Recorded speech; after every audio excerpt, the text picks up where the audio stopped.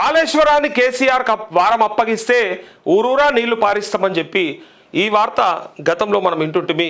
వడ్లు కొనుగోలు చేయడం మీకు చేత కాకపోతే మా పార్టీకి అప్పచెప్పండి, ఓ 10,000 కోట్ల కేటాయింపు చేయండి, మేము కొని చూపిస్తాం కేసీఆర్, నీకు వడ్లు కొనడం చేతనైతే లేదు అని చెప్పి గతంలో రేవంత్ రెడ్డి పిసిసి అధ్యక్షుడిగా ఉన్నప్పుడు మాట్లాడిండు. ఎగ్జాక్ట్గా ఇవాళ వీళ్ళు కూడా ఏమంటారంటే, మీకు చేత కాకపోతే కాళేశ్వరం మాకు అప్పచెప్పుర్రి, కాళేశ్వరం నుంచి నీళ్ళు ఎట్లా ఇవ్వాలో మాకు తెలుసు, మేము నీళ్లు ఇస్తాం, నీళ్లు పారిస్తామని చెప్పి ఇప్పుడు వీళ్ళు కౌంటర్గా మాట్లాడుతున్నారు. ఎగ్జాక్ట్గా గురుకుల టెండర్లలో 1,200 కోట్ల టెండర్లకి 2,000 కోట్ల స్కామ్ అని మాట్లాడుతున్నారు. అంటే వాళ్ళు కూడా గతంలో 88,000 కాళేశ్వరం ప్రాజెక్టుకి 1,00,000 కోట్ల స్కామ్ అని మాట్లాడారు కదా. సో ఎగ్జాక్ట్గా ఇలా ఇది కూడా అట్లనే, మీకు చేత కాకపోతే చెప్పండి మాకు అప్పగించండి, మేము నీళ్ళు ఇచ్చి చూపిస్తామని చెప్పి అంటున్నారు. ఇంతకంటే సిగ్గుపడాల్సింది ఇంకేమున్నది? అవన్నీ రాసి పెట్టుకున్నట్టున్నారు వీళ్ళంతా.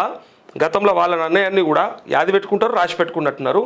అదే ఇలా తూచా తప్పకుండా వాళ్ళని అని చూపిస్తూ ఉన్నారు. ఇక చూడండి ఒకసారి.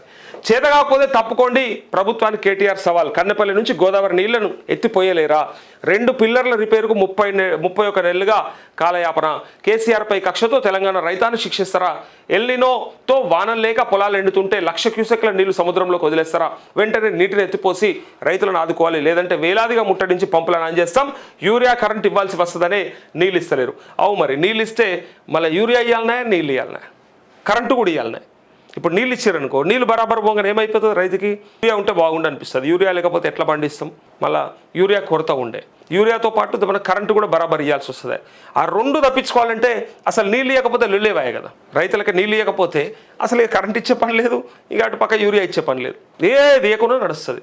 ఎందుకంటే ఎట్లా పంటలే పండియారు, నీళ్ళు లేవు కాబట్టి ఆయన నాటు పెట్టుకోడు కదా. నాటు పెట్టుకున్నప్పుడు ఏమవుతుంది? ఈ 2 అవసరం తక్కువ పడుతుంది. ఈ 2 అవసరం తక్కువ పడితే ఏమవుతుంది? పంటలు తక్కువ పడతాయి. పంటలు తక్కువ పడితే ఏమవుతుంది? పంట కొనుడు కూడా తక్కువ అవుతుంది. కాంటల కాడ లోలీలు, లేకపోతే కుప్పల కాడ, ఐకేపీ సెంటర్ల కాడ ఈ పంచాయతీలు ఉండవు. ఇక ప్రభుత్వానికి అట్లాంటివి కనిపించవు, ఇక వినిపించవు. ఇక కాబట్టి అసలు లేకపోతే పెట్టకపోతే వెళ్ళిపోతుందని నీళ్ళే లేకుండా చేద్దామని చూస్తున్నారట. మేము రైతుల కోసం వస్తే సీఎంకు భయం ఎందుకు? కన్నెపల్లికి వెళ్లకుండా మమ్మల్ని కాంగ్రెస్ ప్రభుత్వం అడ్డుకున్న తీరును తెలంగాణ సమాజం చూసింది.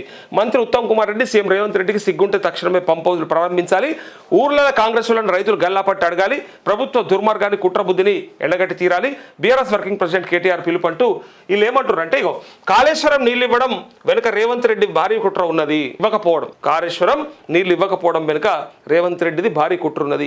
అది రైతాంగాన్ని శాశ్వతంగా దెబ్బతీయడమే. మేడిగడ్డ బరాజ్కు మరమ్మతు చేస్తే రైతులకు నీళ్ళు ఇవ్వాలి, నీళ్ళు ఇస్తే యూరియా సరఫరా చేయాలి, యూరియా సరఫరా చేస్తే పంట కొనాలి, పంట కొనుగోలు చేస్తే ఆ సొమ్ము చెల్లించాలి, దానికి తోడు బోనస్ కూడా ఇవ్వాలి. ఇన్ని చేసే బదులు అసలు మేడిగడ్డను రిపేర్ చేయకపోతేనే బెటర్ కదా అనే ఆలోచనకు వచ్చి అద్భుతమైన ప్రాజెక్టును రేవంత్ రెడ్డి పడావు పెట్టిండంటూ మంత్రి ఉత్తమ్ కుమార్ రెడ్డికి సీఎం రేవంత్ రెడ్డికి సిగ్గుంటే తక్షణమే పంపులు ప్రారంభించి నీటిని ఎత్తిపోసి జలాశయాలను నింపాలి. 1,00,000 క్యూసెక్కుల నీటిని వృధాగా కిందికి పారదోలుతున్న అంశంలో అధికారులు కాంగ్రెస్ నాయకులను గల్లా పట్టి రైతులు అడగాలి. రైతుల గోస పట్టించుకొని ప్రభుత్వం వెంటనే పంపులు ఆన్ చేసి నీటిని ఎత్తిపోయాలి, లేదంటే 50 నుంచి 60,000 మందితో కన్నెపల్లి పంప్ హౌస్ ముట్టడించి మేమే ఆన్ చేస్తామంటూ ఆన్ చేస్తే అయిపోతుంది కదా. ఎందుకు ఇదంతా చెప్పుడు? ఎందుకు?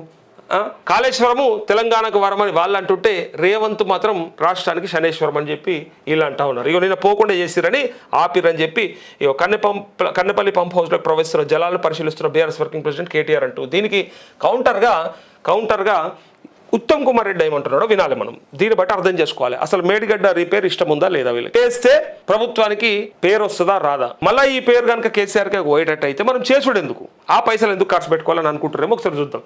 ఎత్తిపోయడం సాధ్యమే కాదట. అయ్యో రామ, మనతో ఏది సాధ్యమవుతుంది? ఇది కాదా, అది కాదా, ఏది కాదా, ఏదన్నా ఒకటి అవుతుందా? ఇప్పుడు ఇది కాదు, అది కాదు, ఏది కాదు, అట్లా ఉన్నది మన కథ. ఏదైనా అయ్యేది ఉందా? ఏది చూడు సాధ్యం కాదు, మనతో కాదు. ఏమన్నా అసాధ్యాన్ని సుసాధ్యం చేస్తే మిమ్మల్ని కీర్తిస్తారు, కీర్తింపబడతారు, గనులు అని పేరు వస్తుంది. కానీ అసాధ్యం కాదు. అసలు ఎవడన్నా అనుకున్నాడా నడి ఎండాకాలంలో అసలు ఇక నెత్తి మీద సూర్యుడు ఉండగా కొన్ని జాగాలలో నీళ్లు పారుతాయని కొన్ని ఊహించిర్రా? అది జరగలేదా? సాధ్యపడలేదా? చూడలేము మనం. నేను చూసిన, మాకు దగ్గర ఉన్నటువంటి కూడవెల్లి వాగులో నేను చూసిన, అసలు అది అసాధ్యం అన్నారు. అసాధ్యం అంటే నా పుట్టి బుద్ధి ఎరిగినప్పటి నుంచి ఒక 20 ఏళ్ళ నుంచి నేను ఆడ నీళ్ళే చూడలే. ఎప్పుడు ఎండాకాలంలో, వర్షాకాలంలో ఎట్లా వస్తాయి, ఎండాకాలంలో అసలు ఆడ నీళ్లు వాడతాయి అనే దాన్ని భ్రమగా అంటే కలగా అనుకునేటోళ్ళం. కానీ నా కళ్ళ ముందు కనిపించింది. వీళ్ళే ఎమ్మెల్యేలు ఎంపీలు అందరూ పోయి అప్పుడు మంత్రి హరీష్ రావు ఇట్లా పోయి ఓపెన్ చేసి వచ్చారు. ఆ నీళ్ళని చూసినాం కదా, అసాధ్యం అనుకున్నాం మేము. అట్లా అసాధ్యాన్ని సుసాధ్యం చేస్తే గనులు అంటారు, కానీ సాధ్యమే కాదు మాతోని కాదు అని చెప్పి ఎవడంటాడు? సవట అంటాడు, దద్దమ్మలు అంటారు, వాజమ్మలు అంటారు, సన్నాసులు అంటారు అని రైతులు అంటారు. అలా చేస్తే బ్యారేజీలు కొట్టుకుపోయే ప్రమాదం. బ్యారేజీలు కొట్టుకుపోతే మీరేం చేస్తారు? అడ్డం పండురు అంతకంత. ఆ బ్యారేజీలు కొట్టుకపోకుండా పండుకోరు, మంచిగానే ఉన్నారు కదా, పొడువుగా అడ్డంగా ఉన్నోళ్ళు మంచిగానే ఉన్నారు కదా, పండుకోరు అడ్డం అని అక్కడక్కడ రైతులు అంటున్నారట. ఎన్డీఎస్ఏ నివేదిక ప్రకారమే చర్యలు. 2027 ఆగస్టు నాటికి మరమ్మతులు పూర్తి. నీటిపారుదల శాఖ మంత్రి ఉత్తమ్ అంటూ ఇక 27 నాటికి పూర్తి చేసి మీరు ఇచ్చేటప్పుడు మీరు ఏదో అంటారు కదా, అసలు అది కూలేశ్వరం అయ్యింది, అది పనికిరాని ప్రాజెక్ట్ అని చెప్పినాక మీరు వచ్చిన తర్వాత ఎంత కలగన్నారంటే ప్రజలు ఫస్ట్ అవినీతిని గక్కిస్తారనుకున్నారు, దాంట్లో జరిగిన అక్రమాలను వెలికితీస్తారనుకున్నారు. రెండూ జరగలేకపోగా కనీసం నీళ్ళన్న ఇస్తలేరు ఈ సుంటలు ఈ సన్నాసులను తిడుతున్నారు. ఆ రెండు మీకు చేతగాలే. మీరు దొంగలు ఒకటి అనుకుందాం కొద్దిసేపటికి. కానీ మీ ప్రాథమ్యాలు ఏముండాలి? మీ ప్రాథమిక ప్రాథమ్యాలు ఏముండాలి? ఏం పెట్టుకోవాలి? నీళ్ళు ఇవ్వాలి, ఇంతకన్నా సింపుల్. మౌలిక వసతుల కల్పన ప్రభుత్వ లక్ష్యం, ప్రభుత్వ ధ్యేయం ఏముండాలి? మౌలిక వసతుల కల్పన. నీళ్ళు ఇవ్వాలి, కరెంట్ ఇవ్వాలి, రోడ్లు వేయాలి, డ్రైనేజ్ సాఫ్ చేయాలి, ప్రజల ఆరోగ్యం చూసుకోవాలి, విద్య చూసుకోవాలి, ఉపాధి చూసుకోవాలి. ఇంతే కదా. ఇందులో ఏదో పెద్ద బ్రహ్మ విద్య ఉన్నట్టు చేస్తారు వీళ్ళు. ఏంటంటే మొత్తం ఇట్లా మంత్రకాళి అన్నట్టు ఎక్కడో తీసుకొచ్చి చేసినట్టు చేస్తారు వీళ్ళు. చేసేది ఏముండదు. మళ్ళీ పొద్దుగా లేచి ఒక్క జేబులకెళ్ళి చాయ్ పైసలు కూడా ఖర్చు పెట్టరు, మొత్తం ప్రభుత్వం సొమ్మే. నేను నిన్న ఒక ఎమ్మెల్యే ఇంటర్వ్యూ చేస్తే అడిగిన, మీ జీతం ఎంత అని అడిగిన. జీతం చెప్పిండు. మీకు జీతం అవసరమా అని అడిగిన. మీ మహల్కి మీ ఇల్లుకి మీ జీతం తీసుకుంటే అవసరమా అని అడిగిన. ఆయన చెప్పేది ఆయన చెప్పిండు, 119 మంది అసలు జీతాలు తీసుకోకపోతే ఓ 4 కోట్ల రూపాయలు మిగులుతాయి కదా, ఇంకా 40 మంది ఎమ్మెల్సీలు కలుపుతూ 4 కోట్ల రూపాయల ఆదాయం చేయొచ్చు కదా ప్రతి నెల. ఇంకా మీకు అందించే ఆ ప్రివిలేజెస్ మీకు అడిషనల్ ఏవైతే ఇస్తున్నారో అన్ని కలిపితే నెలకు 10 కోట్లు అవుతాయి, ఉత్తగా 10 కోట్లు. మళ్ళీ మీరు గతి లేకున్నారా అంటే ఒకరికి 100,000 కోట్లే. 100 కోట్ల లోపల ఉంటాడు ఎమ్మెల్యేనే కాదా? ఇది రాష్ట్రంలో, ఇది దేశంలో ఉన్నదా?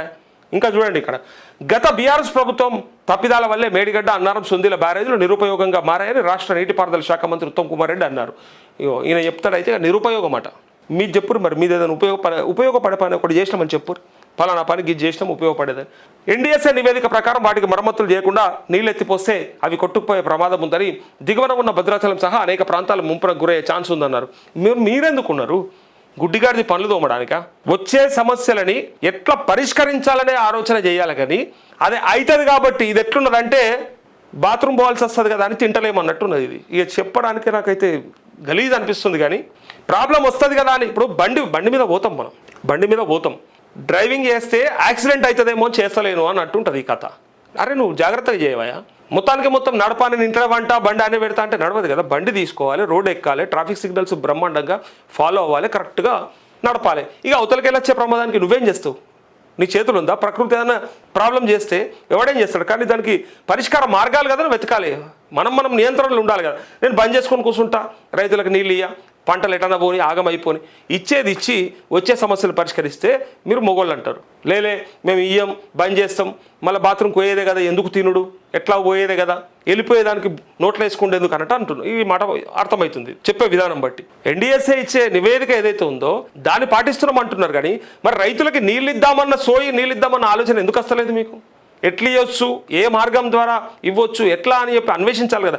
అరే ఎక్కడో కింద ఉన్నటువంటి నీళ్ళని 120 అడుగుల పైకి తీసుకొచ్చి, మీటర్ల పైకి తీసుకొచ్చి ఎత్తిపోసే విధానాన్నే తీసుకొచ్చుకున్నామే. లిఫ్ట్ ఇరిగేషన్ ద్వారా, అంత పెద్ద లిఫ్ట్ ఇరిగేషన్ ద్వారా, ఆ ప్రాజెక్ట్ ద్వారా నీళ్ళనే కింద అడుగునున్నటువంటి గోదావరమ్మని పైకి తెచ్చుకొని మరి మనం నీళ్ళని వాడుకోవడానికి ప్రయత్నం చేసినామే. మీరు మేడిగడ్డలో ఉన్న 2 పిల్లర్లను రిపేర్ చేసి ముందుకు తీసుకెళ్ళి తర్వాత ఏ సమస్యలు వస్తే వాటిని పరిష్కరించుకుంటూ తీసుకుపోయి నీళ్ళు ఇవ్వాలని ఆలోచన చేయాలి. కానీ గా సోయి లేదు. ఎక్కడికి వెళ్ళి ఖరాబ్ అవుతుంది. ఇస్తే మళ్ళీ పేరు కేసీఆర్కి పోతుంది, ఆపితే ఖతం అయిపోతుంది. ఇప్పుడు వాడకపోతే ఖరాబ్ అవుతాయా, వాడితే ఖరాబ్ అవుతాయా? వాడితే వచ్చేది. ఇప్పుడు ఉన్న పంపులను ఎండబెట్టి, పంపులను ఖతం చేసి మగ్గబెట్టి ఎక్కడికి వెళ్ళి ఏది పని చేయకుండా చేద్దామని చూస్తారు. కూలేశ్వరం అయిందన్న మాట ఎట్లా నిజం కావాలి? ఎంత పెద్ద కుట్ర తెలుసా ఇది? ఇప్పుడు అంటే కాళేశ్వరం కూలేశ్వరం అయిందని అంటున్నారు. వీళ్ళేమంటారు 2 పిల్లర్లు కదా, మేడిగడ్డలో 7th బ్లాక్లో 18, 19, 20గా 2 పిల్లర్ల కారణే కదా పగుళ్ళు వచ్చినాయి.